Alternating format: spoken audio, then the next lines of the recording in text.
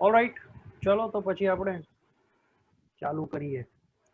So presentation as I said કે બનાવ્યું છે એટલે I am just sharing my thoughts, right. એટલે 15 મિનિટમાં પ્રેઝન્ટેશન ડિસ્કસ કરીને પછી we will make it more interactive rather than me only speaking, બરાબર. સો નાઉ જે આપણે ડિસ્કસ, ગુજરાતી કમ્ફર્ટેબલ ને બધાને, I hope. Perfect. So More than comfortable. asset allocation, asset and risk is something which has a lot of misconception in the market, and whatever I have experienced, there is these two words are grossly mistaken. So first we will understand what are the nature of asset classes. Broadly ચાર છે: risk profile અને life stages અને ways of allocating assets.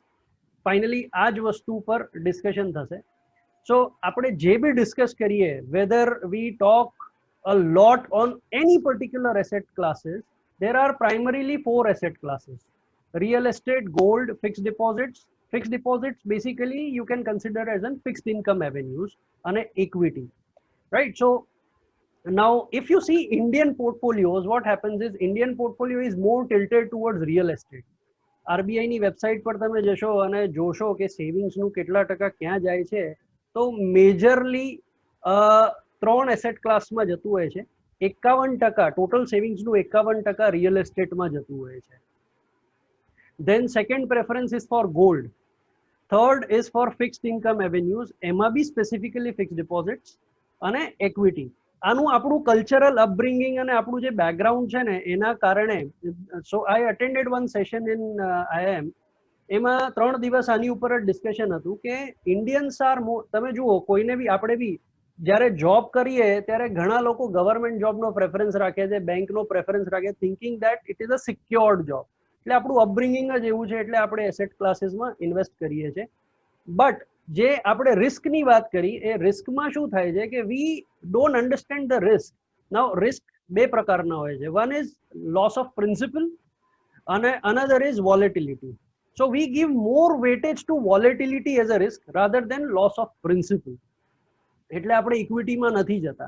But of late the younger generation is moving towards equity, but still that problem is there કે એ લોકોને શું છે કે બહુ પેશન્સ નથી રહેતું, લાંબા ગાળાની વાત જ નથી આવતી અહીંયા.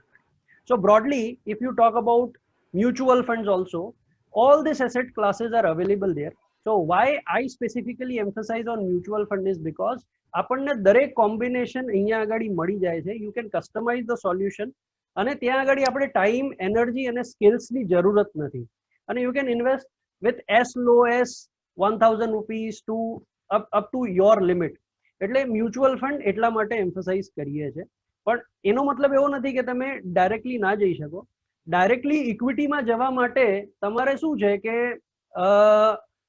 અત્યારે ઘણા બધા રસ્તા છે, પણ એક બહુ મારો ફેવરેટ રસ્તો છે, એ જે સ્મોલ કેસીસ. સ્મોલ કેસીસ એક બહુ સરસ ટૂલ છે, જ્યાં આગળ તમારે ડાયરેક્ટ ઇક્વિટીના પોર્ટફોલિયોઝ રેડીમેડ અવેલેબલ હોય છે, અને તમારે જે બી અમાઉન્ટ ઇન્વેસ્ટ કરવી હોય, મિનિમમ એક પોર્ટફોલિયોની મિનિમમ અમાઉન્ટ હોય, એ મિનિમમ ઇન્વેસ્ટ કરો એટલે આખો પોર્ટફોલિયો તમારો આવી જાય, 12, 13, 14 સ્ટોક્સનો જે બી હોય, વોટ એવર. એટલે એ રીતે તમે એને લઈ શકો છો. સો બ્રોડલી અગર આ બે વસ્તુ કરો તો ઘણી બધી વસ્તુઓ તમારી રિસોલ્વ થઈ જતી હોય છે. નાઉ રિસ્ક, એઝ આઈ સેડ, 4 પ્રકારના રિસ્ક હોય છે. ઘણા બધા જો ફાઇનાન્સમાં છે, અરુણ છે, ભરત છે, આ બધાને તો ખ્યાલ જ હશે. We can have the same view on that. But the major risk is loss of principal, which is grossly underestimated, અને volatility as a risk is grossly overestimated.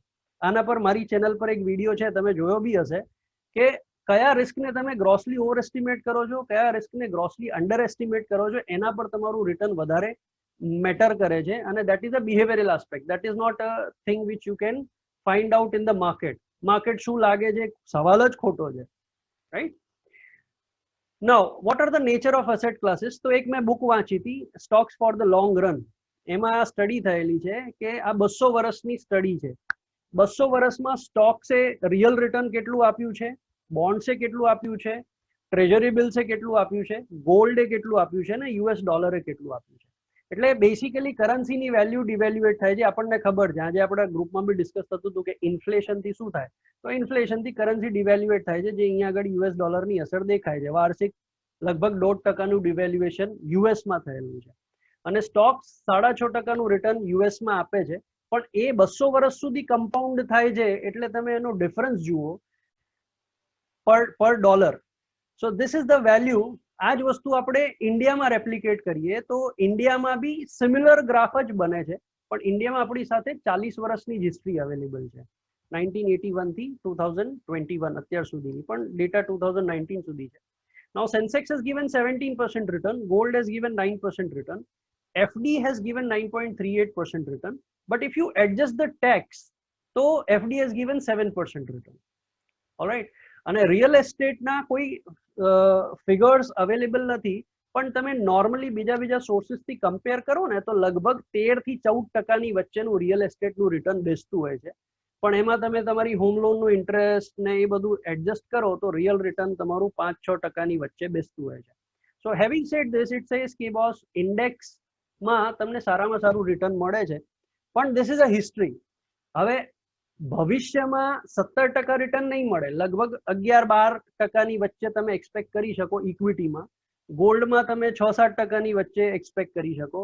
એફડીમાં તો તમને ખબર જ છે શું થઈ રહ્યું છે ને, 2050 સુધી આ રેટ્સ છે ને, it will go close to 0 or maybe 1%, 1.5%.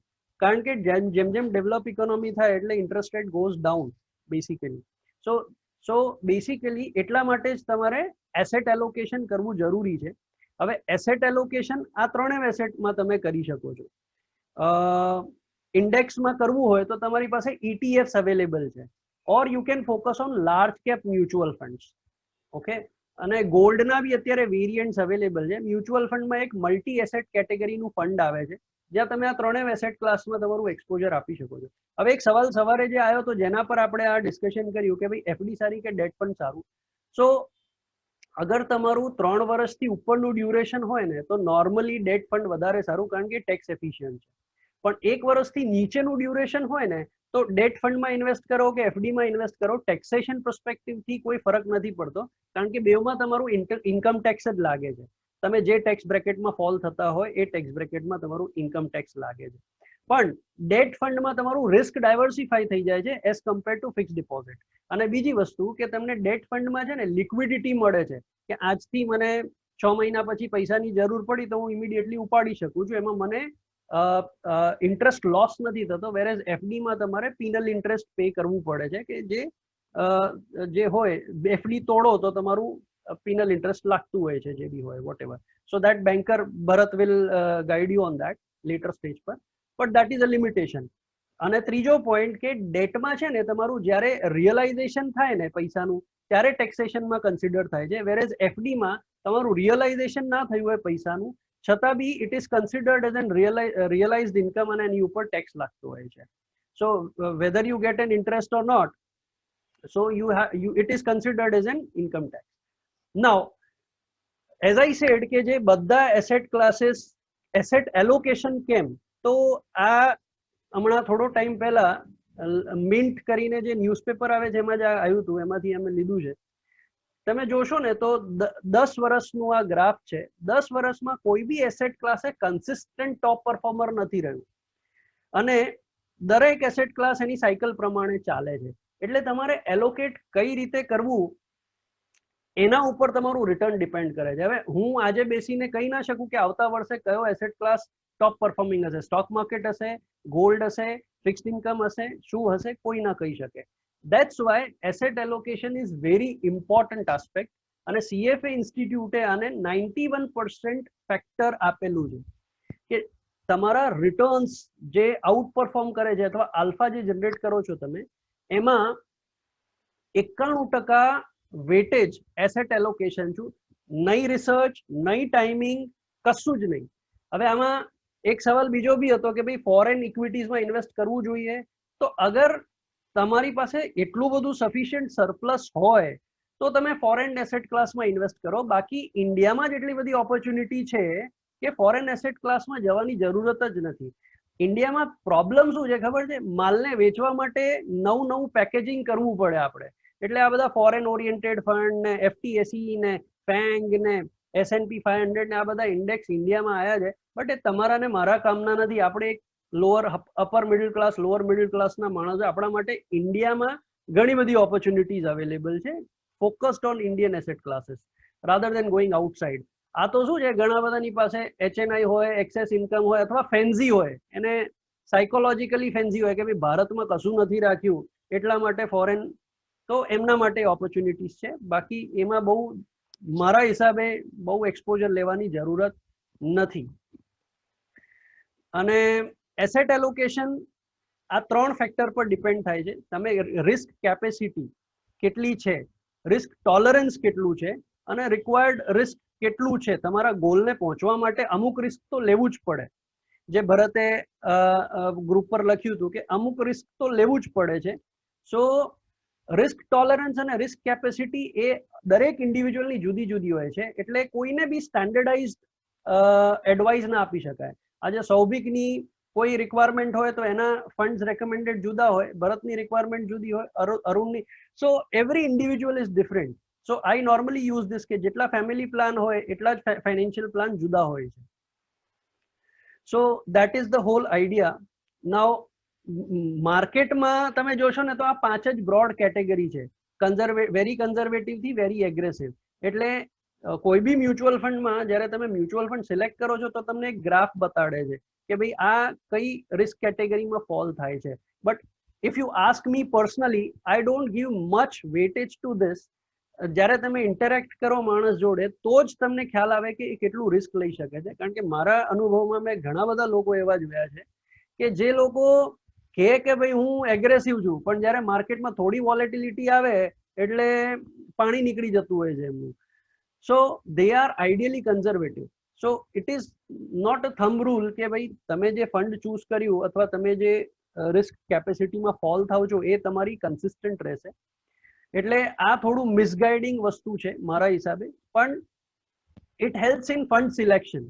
અગર એક ગોલ આઈડેન્ટિફાઈ થઈ ગયો તો it helps in fund selection કે કયા કેટેગરીમાં ફંડ સિલેક્ટ કરવું છે. અને આ બધું તો આપણને ખબર છે, લાઈફ સ્ટેજીસ પ્રમાણે આપણે એલોકેટ કરતા રહેવું પડે.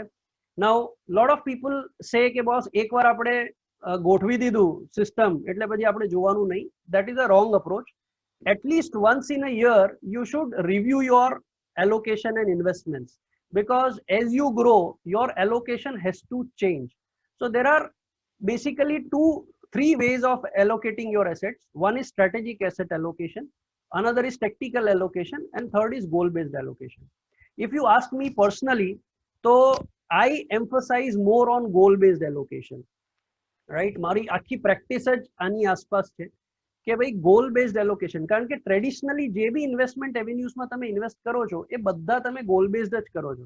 એફડી કરી શેના માટે કરી, તો આ ગોલ માટે કરી.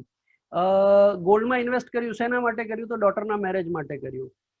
પ્રોપર્ટી લીધી તો શેના માટે લીધી, XYZ પર્પઝ માટે લીધી. પીપીએફમાં ઇન્વેસ્ટ કરું શેના માટે કરું છું, તો કે મારા રિટાયરમેન્ટ કોર્પસ માટે અથવા ટેક્સ બચાવવા માટે. સો વી in our traditional frame of reference we are investing only on goal base. So that is the easiest way and best way to approach the asset allocation. Having said this, અગર તમારી પાસે time છે, skill છે અને જાણકારી છે તો તમે સ્ટ્રેટેજિક એસેટ એલોકેશન કરતા ટેક્ટિકલ એસેટ એલોકેશનમાં ફોકસ કરી શકો. કારણ કે ત્યાં આગળ તમારે જાતે જ તમે બોન્ડ સિલેક્ટ કરશો અથવા ફિક્સ્ડ ઇન્કમ એવેન્યુ સિલેક્ટ કરશો, સ્ટોક સિલેક્ટ કરશો, સ્ટોકનો પોર્ટફોલિયો બનાવશો, but you need to remain active. It requires a lot of time, patience, knowledge, skills, lot of things. તો એના માટે ટેક્ટિકલ એલોકેશન છે. બટ અગર તમારી પાસે ટાઈમ, સમય, સ્કિલ્સ અને આવડત નથી, નોલેજ નથી, તો તમારી પાસે એક બહુ સારું એવેન્યુ છે જેનું નામ છે મ્યુચ્યુઅલ ફંડ. એક્ઝામ્પલના તौर પર હાઇબ્રિડ ફંડ તમે સિલેક્ટ કરો, બેલેન્સ એડવાન્ટેજ નામથી કોઈ બી ફંડ હોય, એમાં શું થાય કે ઇક્વિટીનું પોર્શન અને ડેટનું પોર્શન ઇન્ટરેસ્ટ રેટના ચેન્જીસ પ્રમાણે ફંડ મેનેજર ખુદ જ કોલ લે. એટલે આપણે એમાં ખાલી એસઆઈપી ગોઠવી દીધી તો આપણે બધી ચિંતા કરવાની જરૂર નથી કે ભાઈ માર્કેટ શું કરી રહ્યું છે અથવા ઇન્ટરેસ્ટ રેટ વધી રહ્યા છે, શું કરી. મેં એક આઈસીઆઈસીઆઈ પ્રુડેન્શિયલ બેલેન્સ એડવાન્ટેજ ફંડનું છેલ્લા 5 વર્ષનું રિટર્ન હમણાં એક મારા ક્લાયન્ટ માટે જોયું હતું. લગભગ 12% રિટર્ન બેસે છે. irrespective of the March, fall, and irrespective of any situation that has happened, right? So એવા લોકો માટે strategic asset allocation is very important. અને મારા અનુભવ પ્રમાણે મેજોરિટી લોકો છે ને એ આ એક્સ્ટ્રીમ લેફ્ટ રાઈટમાં જ ફોલ થાય છે, ગોલ બેઝ અને સ્ટ્રેટેજિકમાં. ટેક્ટિકલ એસેટ એલોકેશનમાં હાર્ડલી 10%, હું તો વધારે કહું છું 10%, પણ હાર્ડલી 10% લોકો ફોલ થતા હોય છે. કારણ કે તમે જોશો યુલિપ પ્લાન, તમારામાંથી ઘણા ભરત વિલ અગ્રી કે યુલિપ પ્લાન વેચ્યા હોય આપણે, એમાં વર્ષમાં 4 વાર સ્વિચ અવેલેબલ હોય છે, પણ આપણો એવરેજ ઇન્વેસ્ટર એમાંથી એક વાર સ્વિચ બી ઓપ્ટ કરતો નથી. 4 વાર સ્વિચ ફ્રી અવેલેબલ હોય છે, equity to date and date two equity, but એક બી વાર યુઝ નથી કરતો એ. દેટ મીન્સ કે he is not skillful, or he is not having time, or he is not having the right understanding. That's why he is not using the tactical part of allocation. એટલે એના માટે suitable જ નથી, right? હવે ફરક શું પડે છે અગર આપણે સ્ટ્રેટેજિક એસેટ એલોકેશન કરીએ વિધાઉટ ટાઈમિંગ, તો શું ફરક પડે છે? તો અહીંયા આગળ જુઓ, ઇક્વિટી 100% રાખો તમે તો વોલેટિલિટી વધારે છે, પણ રિટર્ન જે છે એ 9%ની આસપાસ બેઠું છે. 100% ઇક્વિટીનો પોર્ટફોલિયો હોય કોઈનો 2007 થી, તો 21%ની વોલેટિલિટી રહી છે અને 9%નું રિટર્ન છે. ડેટમાં 2.5%ની વોલેટિલિટી છે અને લગભગ 8%નું રિટર્ન છે. એટલે નોર્મલ ઇન્વેસ્ટર શું કરે, આ બે કમ્પેર કરે ને કે ભાઈ આટલું રિસ્ક લેવા કરતા ડેટ સારું છે. અને ગોલ્ડમાં સારામાં સારું રિટર્ન છે, કારણ કે છેલ્લા 10 વર્ષમાં ગોલ્ડ 4 વર્ષ આઉટ પરફોર્મર રહેલું છે. પણ જો તમે 40% ઇક્વિટી, 40% ડેટ અને 20% ગોલ્ડનો પોર્ટફોલિયો રાખો તો તમારું વોલેટિલિટી બહુ જ સબસિડાઇઝ થઈ જાય છે અને તમારું રિટર્ન જે છે એ આ બે એસેટ ક્લાસ, ત્રણેય એસેટ ક્લાસ કરતા એવરેજ આઉટ પરફોર્મ કરે છે. નાઉ નોર્મલી લોકોનું એવું માનવું છે કે બોસ તમે જાણકાર છો એટલે તમે મને સારું રિટર્ન જનરેટ કરી આપશો, પણ એઝ એન એડવાઇઝર અમારો રોલ સારું રિટર્ન જનરેટ કરવાનો નથી હોતો, રિસ્ક મિનિમાઇઝ કરવાનો હોય છે. કારણ કે સારું રિટર્ન છે ને એ કોઈ પ્રિડિક્ટ ના કરી શકે અથવા કોઈ શ્યોરલી કહી ના શકે, because all this are dynamic asset classes. એટલે એમાં મારા પોતાના રિટર્ન્સ બી હું આઉટ પરફોર્મ કન્સિસ્ટન્ટલી ન કરી શકું, although having 15 years of experience, or any fund manager of XYZ mutual fund, because that is uncontrollable. So what we advise is, if we minimize the risk and if you get a higher return, that is a win-win situation. So અમે એવી રીતે portfolio design કરીએ જ્યાં તમારું risk ઓછું થઈ જાય, સામે તમને રિટર્ન એવરેજ કરતા થોડું વધારે મળે, તો then that is a ideal portfolio, and that is only possible through asset allocation, right? So that is the whole idea behind that. હવે goal based માં normally અમે 3 બકેટમાં 4 બકેટમાં ગોલ્સને ડિવાઈડ કરી દઈએ, security bucket, growth bucket, dream bucket અને retirement kitty. અને normally આપણે કોઈ બી ક્લાયન્ટનું planning કરીએ ને અમે લોકો, તો 6-7 ગોલ પ્લાન થતા હોય છે. 6-7 ગોલ પ્લાન થાય એટલે એની જે મંથલી ઇન્કમ હોય ને લગભગ એટલી એસઆઈપી જનરેટ થાય. એટલે કે ભાઈ હું એસઆઈપી કરીશ તો હું ખાઈશ શું ને કરીશ શું. એટલે અમે એને કહીએ કે ભાઈ તમારો પ્રાયોરિટીનો ગોલ શું છે, સૌથી ઇમ્પોર્ટન્ટ પ્રાયોરિટી શું છે. તો તમે જોશો ને તો નોર્મલી બધાની પ્રાયોરિટી શું હોય, નજીકના ડ્યુરેશનની પ્રાયોરિટી હોય કે ભાઈ મારે મારા છોકરાને સ્કૂલમાં મોકલવો છે, કોલેજમાં મોકલવો છે અથવા ઘર લેવું છે, આ મારી પ્રાયોરિટી હોય. પણ અમે એમને સજેસ્ટ કરીએ કે જે લાંબો ગોલ હોય ને એ તમારી સૌથી ઇમ્પોર્ટન્ટ પ્રાયોરિટી હોય. જેમ કે રિટાયરમેન્ટ, તો માર્કેટમાં બધી વસ્તુની લોન મળે છે પણ રિટાયરમેન્ટની કોઈ લોન મળતી નથી, રાઈટ?